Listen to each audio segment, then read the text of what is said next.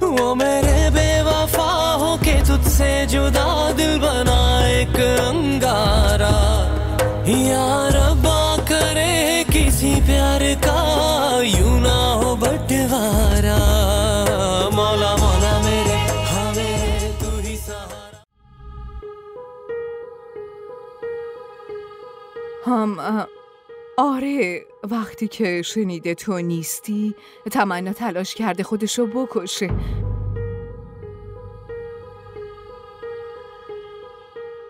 الو علی علی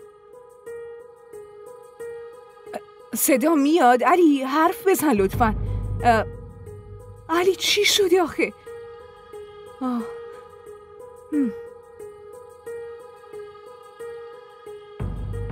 چی شده آقا؟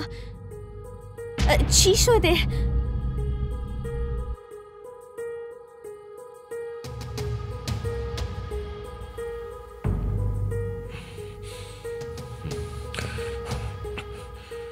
کجا داری میری؟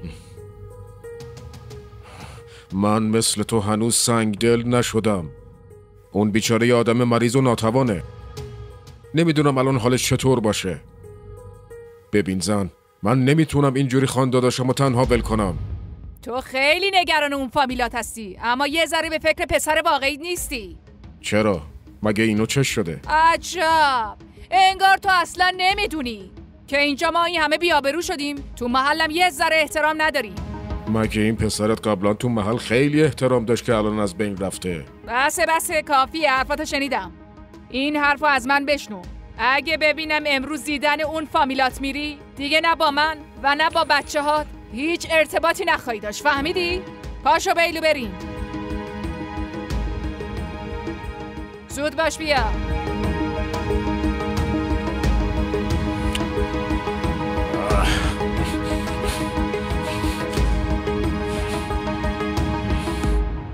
خدا چی شده؟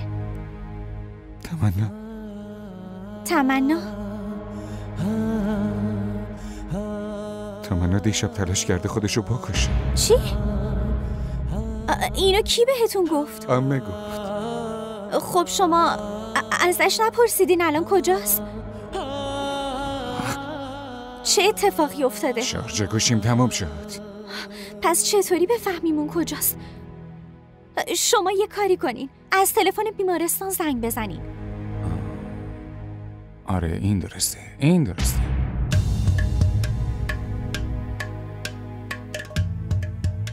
تو؟ اینجا؟ تو اینجا چی کار میکنی؟ چه کار باید میکردم؟ حال تمنا اصلا خوب نبود. با اون کاری که تو باهاش کردی، اگه منم کنارش نمی بودم اون بیچاره اصلا زنده نمیموند. چرا داری مزخرف میگی؟ ای وای، چه عصبانی. روز عروسیت نیومدی، اون وقت قدلی تو داری سر من خالی میکنی؟ تمنا کجاست؟ اون نمیخواد تو رو ببینه.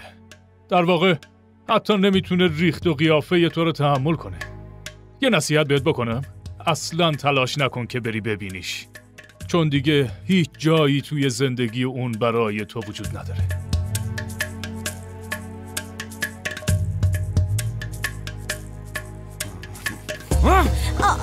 آقا چی کار کردی؟ آقا لطفاً.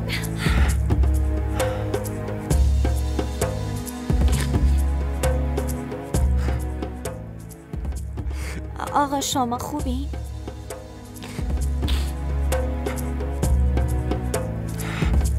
چه اتفاقی افتاده؟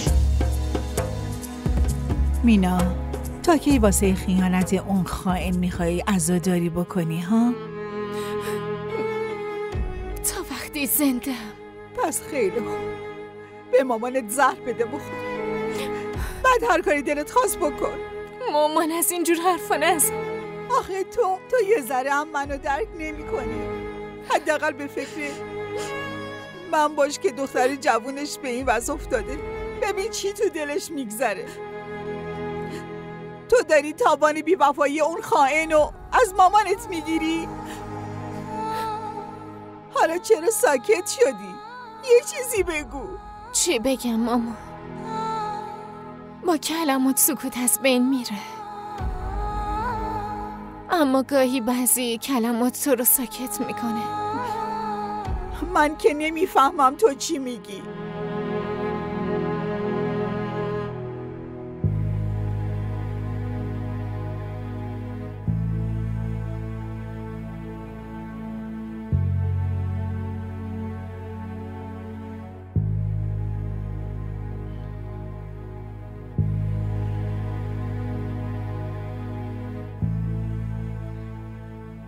من میدونم شما از حرفشون ناراحت شدین، اما نیازی نیست از حرف هر کسی ناراحت بشین. شما برید پیش تمنا، اون حتما منتظرتونه. شما نشنیدین؟ اون موقعی رفتن چی گفت؟ من هم شنیدم هم دیدم. اما یه چیزی رو یادتون باشه آقا، این که شما درست بودین و هیچ کس یادش نمیمونه، اما اشتباهاتتون رو هیچ کس فراموش نمیکنه. شما که میدونین من مجبور بودم. اگه اجباری توی عشق باشه، اون اجبار رو باید از بین ببرین و عشق رو انتخاب کنید. خودتون باید توی زندگیتون تصمیم بگیرید، چون که اگه احساساتی بشین و عشقتون رو رها کنین، مثل یه مرده متحرک مجبورین زندگی کنید. و به خاطر اون آدمایی که مجبور شدین عشقتون رو رها کنید، همون آدما شما رو تنها میذارن و فقط یه چیز براتون میمونه، اونم پشیمونی. فقط پشیمونی.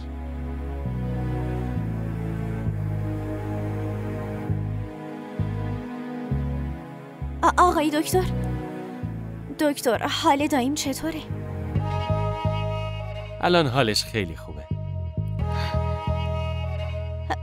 من میتونم ببینمش؟ الان نه، فعلا بر اثر دارو بیهوشه. وقتی که به هوش اومد میتونید برید ببینیدش. خیلی ممنونم آقای دکتر. خدا رو شکر.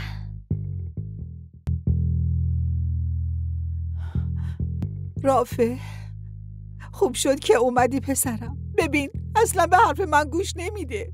چرا؟ چی شده خاله؟ اصلا هیچی نمیخوره. اگه چیزی نخوره چجوری خوب بشه؟ همش به خاطر اون پسره احمقه. مامان آخه میبینی؟ یک کلمه هم نمیخواد علیه اون خائن بشنوه. دیگه چه مدرکی میخوای که واسط بی‌وفایی ثابت بشه؟ اون تو تموم شهر آبروتو برده.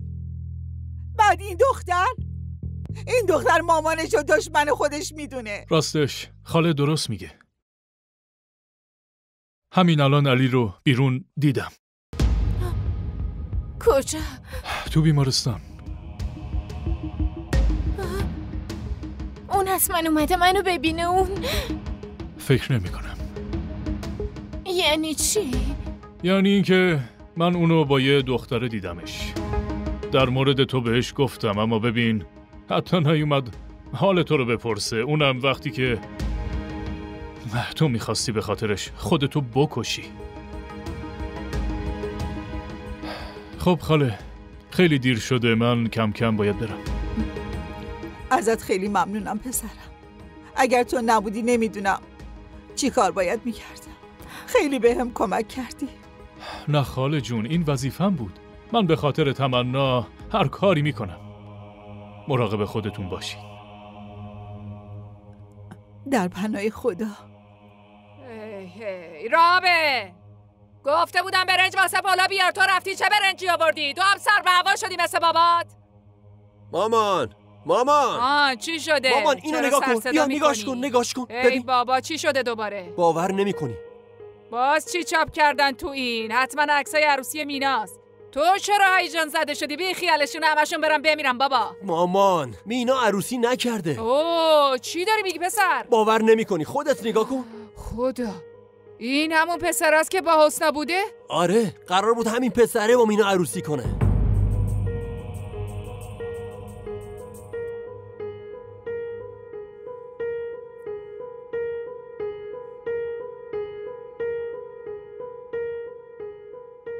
مامان جون، به کی زنگ میزنین؟ به علی. به علی؟ اون کجاست؟ همین چند لحظه پیش زنگ زده بود.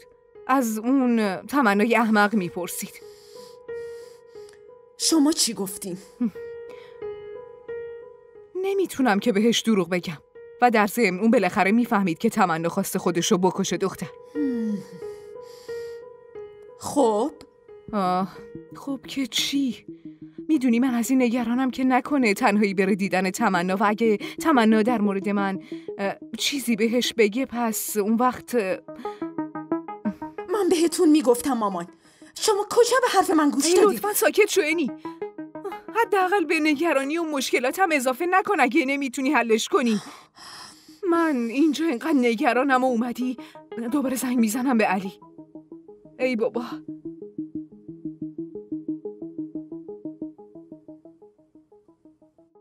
دیدی دخترم رافع چقدر پسر خوبیه؟ وقتی حالت بد بود تمام شب توی بیمارستان سر پا وایساده بود. آخه چقدر بهت گفتم رافع پسر خیلی خوبیه، تو رو هم خیلی خیلی دوست داره، اما تو به حرفم گوش ندادی. تو به دام اون پسر علی افتادی. مامان چی؟ چرا مامان میکنی؟ تو اصلا به مامانت اعتمادی نداری.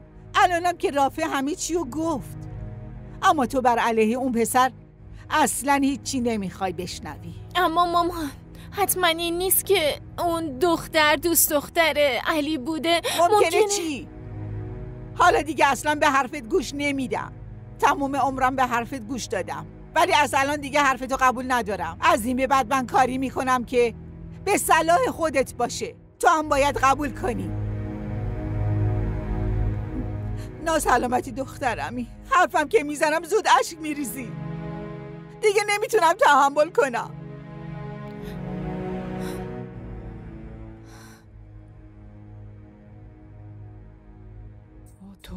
توبه من نگفتم این حسنا خیلی آب زیر کاهه؟ واسه همین بوده رفته اون شرکت. حالا من یه چیزی بگم، دختر خیلی زرنگ در اومده. ببین چه پسر پولداری رو تور کرد. کاش از اول میتونستم. کجا داری میری؟ دارم میرم حاضر شم. چرا؟ ای بابا آبجیشای سالن چه حالی داره؟ یعنی نباید بریم باهاش همدردی کنیم؟ هیچ کی جایی نمیره. ولی ماجد جان آبجی و مینا حتما تنها هستن. واقعا؟ الان به یاد فامیلام افتادی؟ اما اینو فراموش نکن که خاندادا شوهر هست و پدر مینه آبجی. میدونم اینم میدونم که آبجی شوهر خواهر رو خونه ما رها کرد و رفت. حالا دیگه اون باهاش هیچ نسبتی نداره. نه خیرم، این نسبت ها به این راحتی ها از بین نمیره. باشه ماجد، حالا برو زود حاضر شو. اگه تو بخوای سر رامون حال شوهر خواهرم میپرسی، میرادی نداره که. زود باش بیلو، تو هم حاضر شو. اینو بذار اینجا، زود بیا. من دلم به حال آبجی بیچارم میسوزه.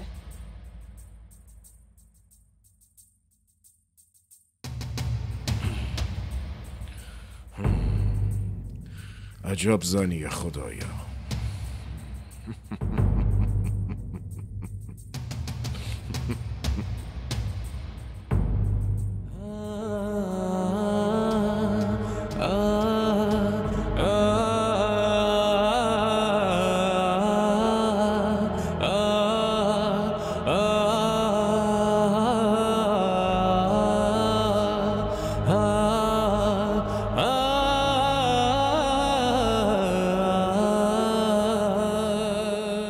آقا شما تا کی اینجایین؟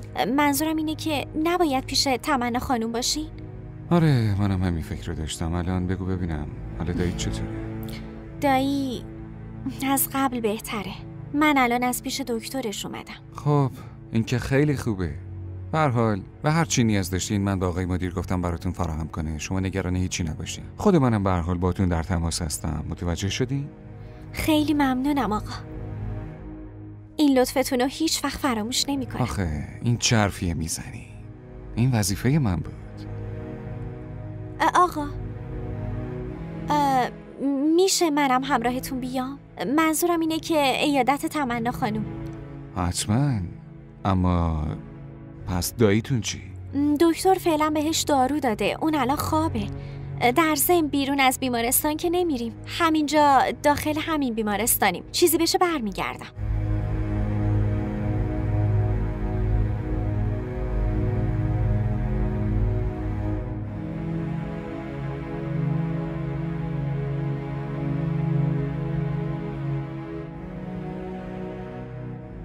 مامان داشتم فکر میکردم اون دختر کیه که علی به خاطرش منو ول کرده.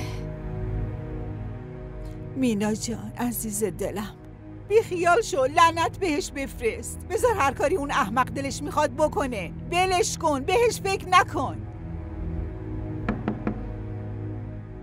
کیه؟ تویی؟ تو اینجا چی کار میکنی؟ خاله من بسه فهمیدم دیگه. حتما میخوای بگی مجبور بودم این کارو بکنم. آره؟ خاله شما باید حرف منو بشنوید. من نمیخوام چیزی بشنوم. هر چی زودتر از اینجا برو. دیگه حق نداری بیای اینجا دخترمو ببینی. برو.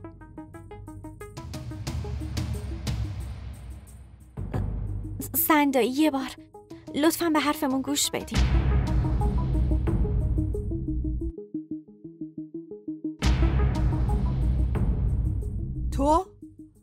تو همراه این چی کار میکنی؟ میبینی مینا؟ اینا رو میبینی؟ تو به این خیلی اعتماد داشتی.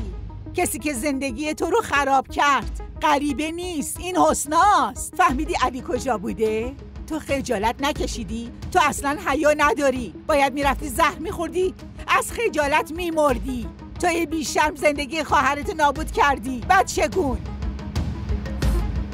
ببین خاله شما دچار سوء تفاهم بزرگی شدین. اون چیزی که شما فکر میکنین اصلا وجود نداره و نیست. شما به من اعتماد کنین و یه بار به حرفمون گوش بدین. مینا جان، علی آقا راست میگن. فقط یه بار حرفشونو بشنو. نمیخوام حرف کسی رو بشنوم. حالا برای حرف زدن با علی تو باید بهم سفارش کنی؟ من راجع به تو چی فکر میکردم حسنا؟ و تو چه آدمی بودی؟ تو یه بار دلت به حالم نسوخت؟ حسنا از اینجا برو، من نمیخوام با حرف بزنم. ببین مینا، من همیشه بهت میگفتم که این دختر اصلا معصوم نیست. الان خوب دیدی این دختر یه شب تا صبح با علی بوده. الان برای چی اومدی؟ ببین این حسنا اصلا هیچ تقصیری نداره. دیدی؟ عشق به این میگن. عشق واقعی اینه. کافیه خاله، خیلی دیگه حرف زدی. علی تو جلوی من به مامانم توهین میکنی؟ اونم به خاطر این؟ دیگه خیلی شنیدم. میتونین از اینجا برین. من گفتم برین از اینجا.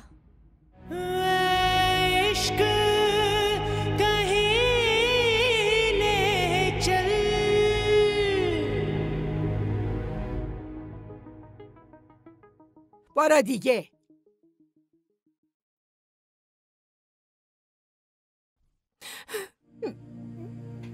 من بهت گفته بودم که مینا، حسنا مثل خواهر تو رو اصلا دوست نداره، ولی تو اصلا به حرفم گوش ندادی. تو منو اصلا باور نداشتی. حالا ببین چی شد. مامان بگو ببینم چیه؟ دارم لباس تو میذارم. تو چرا هنوز آماده نشدی؟ مامان میخوام یه چیزی بهت بگم. اینجا بشین یه دقیقه. بشین مامان. بعدن حرف میزنیم. برو حاضر شو. مامان من اصلا تو رو نمیفهمم. آخه تو چرا میخوای بری پیش عمه؟ این همه آبروم رفت، تو چطور فراموش کردی؟ اونا که حتی ما رو فامیلشون هم نمیدونن. ای بابا پسر ساده من، تو خیلی معصومی. به من گوش کن پسر جان. نه من اتفاق اون شب رو فراموش کردم و یادم هم نرفته که اون مادر و دختر به جز ما کسی رو ندارن بندگان خدا. وای تو یه جوری میگی انگار اون یه دختره معمولیه. اون این همه طرفدار و خاطرخواه داره. حالا تو بگو اون به ما چه نیازی داره؟ ببین خوب فکر کن. وقتی خوب فکر کردی برات اتفاقای خوب میفته. فهمیدی؟ حالا برو و نگران نباش. برو حاضر شو. مامانت فکر آینده دورتو داره میکنه پسر. حالا برو یه دست لباس درست حسابی بپوش. مامان واقعا که هر کاری که دوست داری رو میکنی. حالا به هم بگو اونا کجان؟ کجا پیداشون کنیم؟ حتما خونه ان دیگه. باید کجا باشن؟ پسر یه دیوونه. مامان مینا میخواسته خودکشی کنه. خودکشی. آره راست میگی. حتما الان بیمارستان دیگه. کدوم بیمارستان؟ خب اینو که من نمیدونم. پس بیلو یه کاری کن. شماره مینا رو از یه جایی پیدا کن. تو گوگلی بزن حتما پیدا میکنی پسرم. وای مامان اون اسمش گوگلی نیست، گوگله. آره همون. پیدا کردن شماره اون سخت نیست که. برو شماره‌شو پیدا کن. مامان تو هم ساده ایا. تو گوگل که شماره تلفن بازیگر رو نمی نویسن. باشه خب از یه جایی پیدا کن دیگه. میدونی که اون الان مشهوره. میتونی شماره‌شو پیدا کنی. برو دیگه قربونت برم. برو شماره‌شو هر چه سریعتر پیدا کن ببینم. منم میرم حاضر شم. تو هم زود حاضر شو. برو عزیزم. برو پسرم. برو.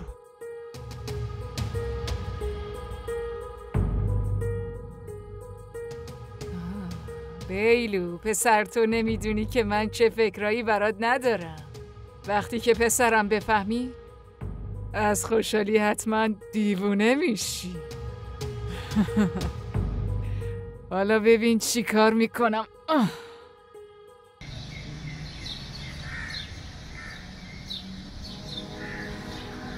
آقا لطفاً یه بار به من گوش بدین. شما به من دروغ گفتین. شما دخترم مشین و اینو من نمیدونستم. آره من دخترم مشین. دایی و زندایی منو بزرگ کردن. مینا مثل خواهرمه. من میخواستم این موضوع رو بهتون بگم. چرا نگفتی؟ چرا به هم این موضوع نگفتی؟ چرا ازم پنهان کردی؟ چون مینا گفته بود خودش بهتون میگه. به حرفم اعتماد کنید. چه اعتمادی کنم؟ تمنا دیگه حاضر نیست هیچ حرفی از من بشنوه. اون همه چی رو فراموش کرده. همه چی رو. عشقم و محبتم و همه چی رو. نه آقا. اونی که دوستتون داشته باشه ازتون دست نمیکشه. اونی که دوستتون داره فراموشتون نمیکنه. اگه هم چیزی تغییر کنه به این خاطری که از حقش گذشته. آقا لطفاً شما دیگه اصلا نگران نباشین. مینا خیلی دوستتون داره. خیلی عاشقتونه. فقط یه ذره صبر کنید. اون دوباره پیشتون برمیگرده. لطفاً آقا. اون نمیتونه زیاد قهر بمونه.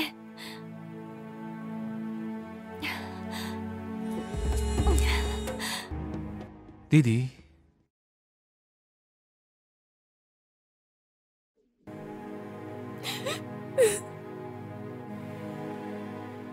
مینا عزیز دلم دیگه گریه نکن.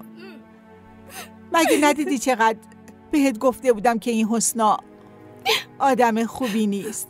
مثل مار تو آستین بود. دیدی؟ آخر نیششو به تو زد. مامان لطفا ساکت باشین. چرا ساکت باشم؟ چقدر نصیحتت کردم که به اون اعتماد نکن. این دختر قابل اعتماد نیست. الان دیدی اون چی کار کرد در حقت ها؟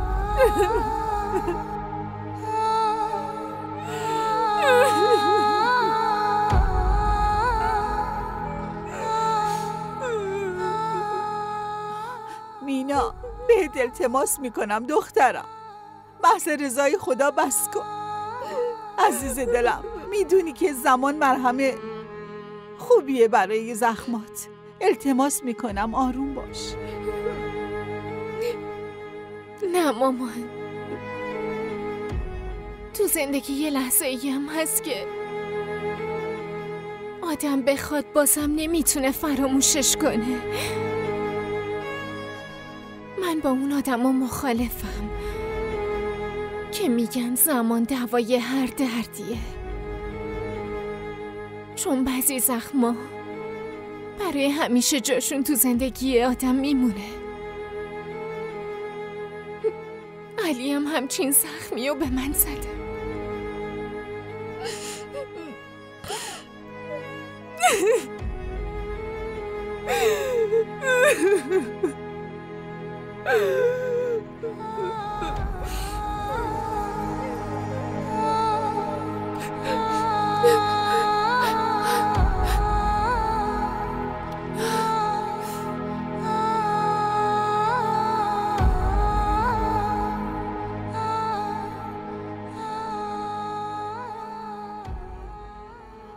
من نمیدونم باید چیکار کنم که مینا متوجه بشه که من مقصر نیستم. شما نیازی نیست به کسی چیزی رو ثابت کنید. وقتی آدم ناراحت بشه از کسی بیشتر توقع داره که بیشتر از همه دوستش داره. من تو چشمای مینا محبت شما رو دیدم. تو خیلی خوبی حسنا. اگه تو این شرایط کنارم نبودی نمیدونم باید چی کار میکردم. اگه منم این حرف رو درباره شما بگم چی؟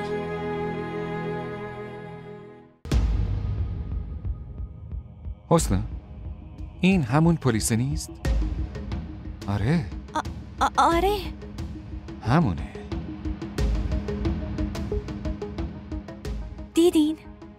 دیدین خدا چطوری داره کمک میکنه؟ حالا این آدم به مینا اطمینان میده که ما دروغ نمیگفتیم.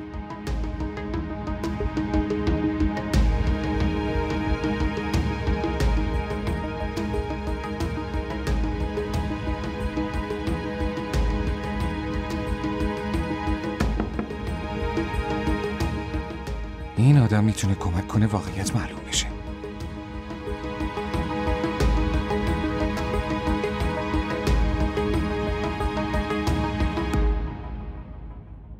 معذرت میخوام خانم، مزاحمتون شدم. چی کار کنیم دیگه؟ مجبوریم طبق قانون پیش بریم دیگه. شما تلاش کردین خودتونو بکشین مگه نه؟ آره؟ نه خیر آقای پلیس، اشتباهی دستمو بریدم. اگه شما میگین پس قبول میکنم خانم. اما به ما یه چیز دیگه گزارش رسیده. شما میدونین که خودکشی جرم دیگه. بله آقای پلیس، من خوب میدونم و در این مورد با بالادستیاتونم حرف زدم. مطمئنم این براتون کافیه. آره حتما کافیه. ماشاءالله ارتباط خیلی خوبی دارین، اینو میدونم. ولی باید یه سر بیاین کلانتری، روال قانونی شه، وگرنه پسر تو دوباره اومدی؟ دیدی؟ خدا هم نمیخواد ما جدا بشیم. این سرگرد با پای خودش اینجا اومده. سرگرد به مینا همه چیو بگو من و حسنا دیشب کجا بودیم؟ شما با من حرف میزنین؟ ای بابا شما کی هستین؟ من از کجا بدونم شما کجا بودین و کجا هستین آقا؟ این حرفا چیه؟ تو داری دروغ میگی. مینا این دروغ میگه. من و حسنا تموم شب تو بازداشتگاه این آدم بودیم. تو چرا دروغ میگی؟ خانم این آدم چی میگه؟ آقا شما کی هستین اصلا؟ به مأمور قانون تهمت میزنین، اونم دروغ؟ واقعا پردل و جرأتین. جناب سرگرد چرا این کارو میکنین؟ این مسئله زندگی ما دوتاست. من نمیدونم به چه دلیلی اون کار انجام دادین، ولی امروز جلوی اینا حداقل راستشو بگین. خانم شما کی هستین؟ من شما رو نمیشناسم. شما کی هستین؟ نه آقا. از این آروب مدر من سوء استفاده نکن. تا الان بهت هیچی نگفتم، ولی اگه ادامه بدی بازداشتت میکنم، میبرمت کلانتری. فهمیدی یا نه؟ آروم باش پسر، آروم باش. آقای پلیس شما لطفاً از اینجا برین. درسته. میخوری؟ با کندور درست شده. بعدش یادت میاد که اون شب کجا بودی و الان کجایی.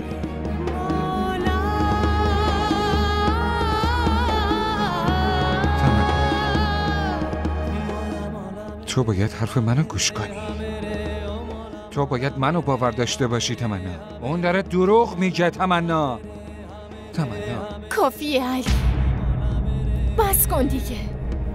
لطفاً بسه، تمومش کن دیگه. تو همینجوریشم منو مسخره مردم کردی. دیگه بیشتر از این ادامه نده. لطفاً از اینجا برو. من حتی نمیخوام قیافتم ببینم. از اینجا برو. من دیگه با تو هیچ نسبتی ندارم. میتونی از اینجا بری.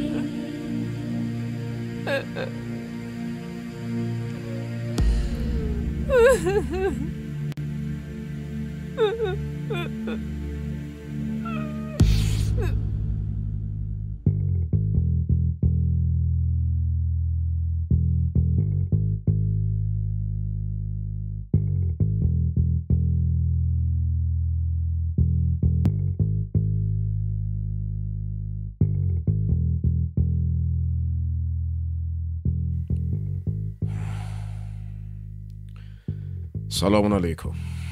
علیک السلام ماجد. امروز باز دیر کردی که. ای بابا کارام زیاد بود. ولی تو از کی تا حالا منتظر من هستی؟ نه من یه حرف مهم میخواستم بهت بگم. چه حرفی؟ داشتم فکر میکردم چرا مینا رو واسه بیلو خواستگاری نکنم. شمیم تو عقل تو کامل از دست دادی. چرا؟ مگه من حرف بدی زدم؟ خودت میدونی منظورم چیه. ببین تلاش نکن به پارچه مخمل پارچه کتان و پینه بزنی. من یه آبروریزی دیگر رو تحمل نمیتونم بکنم. من میدونستم جوابت اینه. تو هیچ کاری نکن من خودم انجام میدم. چرا دنبال خراب کردن زندگی پسرت هستی؟ از اولشم اون بیکاره است. بعد تو توی ذهنش همچین رویاهایی رو میندازی پس دیگه کاملا از دست میره. او ماجه تا وقتی آدما بزرگ فکر نکنن موفق نمیشن. تو چی میخوای؟ که پسر تمام مثل منشی زندگی کنه ها؟ واسه یک قرون جون بکنه؟ آره مگه کجاش بده؟ نون حلال در میاره حلال. و من به پول مردم چشم داشتی ندارم. با تو بحث کردم بیفایده است. کاملا بیفایده است. پسر عزیزم اومد قربونش برم من. ای مامان جون به سختی شماره‌شو گیر آوردم. شماره کی؟ شماره مینا رو. اون بیچاره رو تخت بیمارستان افتاده. باید یه بار حالشو بپرسیم. عزیز دلم برات غذا میارم باشه. پسرم حتما گرسنش شده. الان میارم. خیلی هم گرسنمه.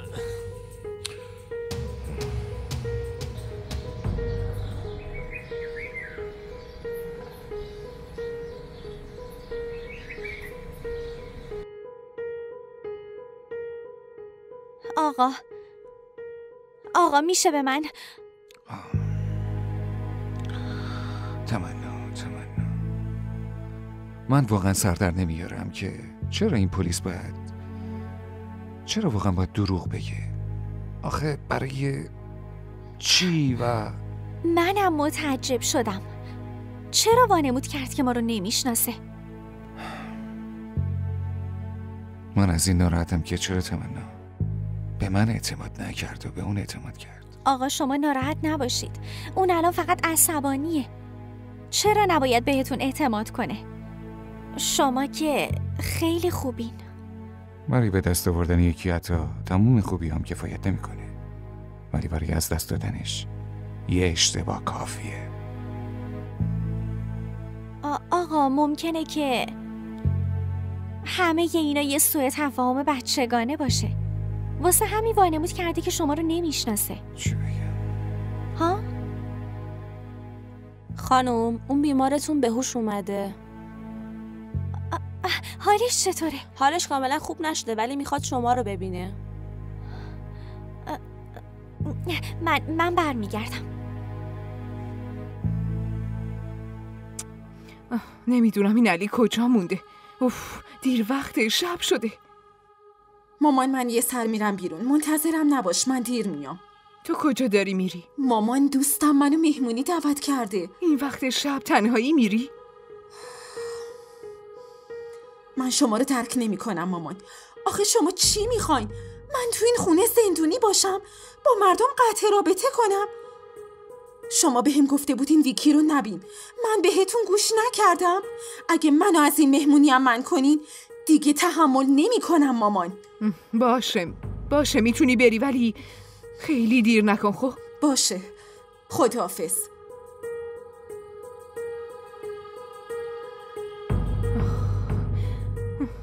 من واسه علی نگرانم. اون وقت این اینی هم الان اعصاب و سادم نمیذاره دیگه.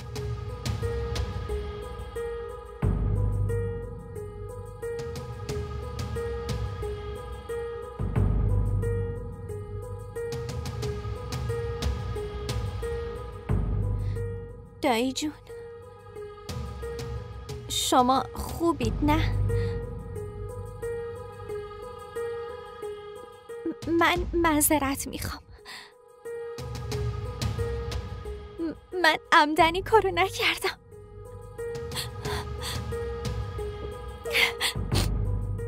پلیس ما رو بازداشت کرد. نمیدونم چه سوء تفاهمی براشون پیش اومده بود.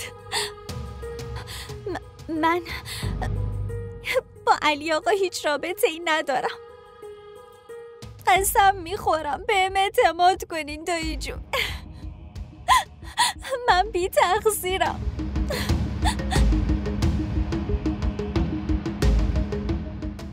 من به تو اعتماد دارم دخترم، اما